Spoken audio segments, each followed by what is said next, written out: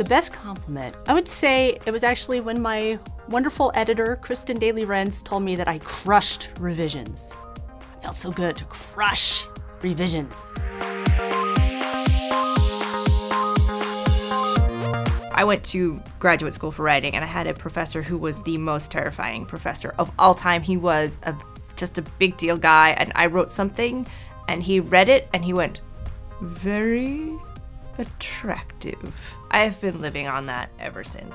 I was at the National Book Awards for my last novel, and I got to meet a bunch of teens. I had girl after girl after girl that came up to me and told me that they saw themselves in my book, which is kind of a great and terrible compliment because the character in that book suffers terribly.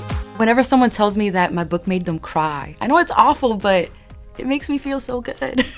Some people have told me that my writing has saved their life. And someone got a tattoo of one of my poems on their ribcage, which I think is a compliment in itself. I had a high school student come up and tell me that they were adopted from Korea and had not known about their culture all their lives until they had read my book.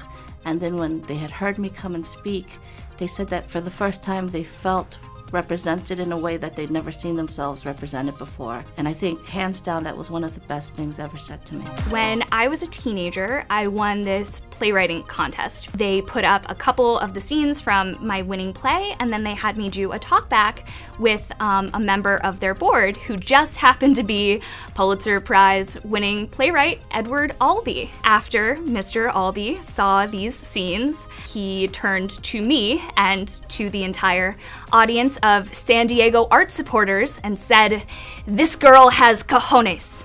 He definitely meant it as a compliment, and I definitely took it as one.